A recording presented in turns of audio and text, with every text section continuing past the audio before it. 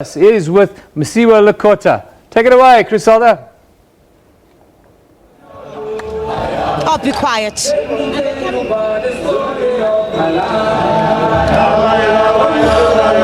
Well, that's right. We're still at Church Square here in Pretoria, where now the numbers have really picked up for this opposition march from Church Square to the Union buildings against President Jacob Zuma. Well, we've spoken to a number of political leaders, political party leaders since this morning. We'll also chat to the COPE leader, Mosiuoa Lekota, as well. But certainly police have got their hands full here as the numbers keep rising. We're seeing the different members and supporters, of course, from the different political parties, including the EFF, the DA, the UDM, the ACDP, COPE, as well as other political parties as well. But what we certainly can state at this point, according to a statement that was sent out by the presidency, is that it does seem to be business as usual on the part of President Jacob Zuma. You know, of course, today is also his 75th birthday. He is meeting with some of the leadership, the sheikh from the state of Qatar here in Pretoria, and it seems to be business as usual on his part as these opposition parties are marching to his doorstep over a number of issues, of course, including the dissatisfaction relating to his cabinet reshuffle. Let me chat now to the COPE leader, Mosiuoa Lekota, about their involvement in this march as well. Ntate Lekota, thank you very much for your time. You're also mobilizing here today together with a number of political parties, marching with one voice to the Union buildings. That is correct. For some time already, we have pointed out that President Zuma has led the ANC away from the constitutional route that President Mandela introduced and showed us how to run affairs in keeping with the constitution. The route that former President Mbeki followed on the footsteps of President Mandela. Since he came, he's taken the ANC completely off course of that constitution, and we are here to demand that he must go and that the ANC must take responsibility and support this move to get him off and correct itself if it wants to continue to participate as part of the government of the people of South Africa. Having sending that message that you want to send today to the African National Congress included, there doesn't seem to be that consensus coming from within the African National Congress to heed the call of opposition parties and civil society organizations for President Jacob Zuma to step down. We've seen the unified voice at which they came out of with the National Working Committee. So what do opposition parties plan to do following that, apart from march to the Union buildings? What is quite clear is that President Zuma has managed to capture the NEC of the ANC. He has managed to capture the cabinet, the caucus of the ANC. Increasing voices inside the African National Congress are coming out to say the route you are taking is not the ANC route.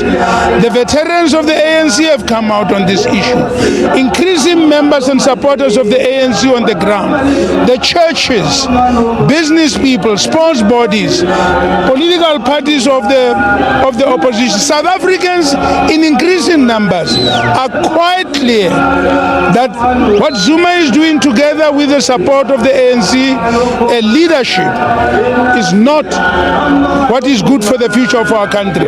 This is man's work, and South Africans are learning every day. And as in the case of the apartheid regime, and as Archbishop Tutu warned some time ago, Zuma and the ANC will find that they will not have the majority of the people of South Africa with them. That time has come. Do you think this is the tipping point when it comes to the issues surrounding President Jacob Zuma and the unhappiness over certain affairs? Do you think this is a tipping point for South Africans through the push of civil society and opposition political parties such as yourselves? It certainly is a tipping point, and it's also a tipping point for the ANC. If that caucus of the ANC will vote for Zuma again when we go to Parliament, that will be an endorsement of opposition parties to get the support of the masses of the people. The ANC will not get the majority that it has gotten before. South Africans have begun to turn their backs on it, and they will turn their backs on it again. Could you perhaps attribute that also, because we've spoken to quite a number of other opposition political parties who have said that they're canvassing ANC MPs to vote with them when the time comes for the vote of no confidence. So are you also pinning your hopes on that? It's a question I've asked all the other the opposition political parties as well. I'm not even asking the caucus of the ANC. I remind them of our history. Under President Mandela, we had to vote on the issue of abortion. And under President Mandela and the leadership of the ANC, we allowed people to vote according to their consciences. Those who felt that they could not support abortion being legalized were free to vote against, and they did. Others abstained. It was a question of conscience. People who take oath of office, they take it in their own name and right.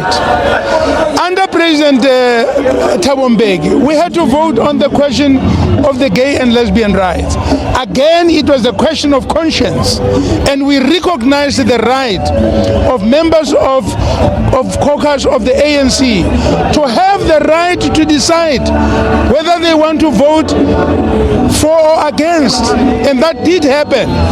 It's the first time this week I hear the chief whip of the ANC saying that they are going to punish caucus members of the ANC if they don't vote for somebody who has already broken the law. Because President Zuma broke his oath of office, and the Constitutional Court made that finding. For them to threaten the caucus members of the ANC is to think they can compel them to commit a crime, because if you vote for somebody who's broken the law, it means you are breaking the law. You are compelling that person to break the law. But if that is unsuccessful, then what next? We've seen quite a number of these marches take place. What next for opposition political parties if the steps that you've taken thus far do not work? Beyond that, we will continue this campaign, because we then have to prepare and we have to talk to the people of our country. By the time of the elections of 2019, the ANC must not be voted for by the people of our country, because it will have shown itself to be an organization that is not committed to the constitution of our country. All South Africans must refuse to vote for the ANC, and they must vote for any other party that is prepared to follow the constitution of the country. Period.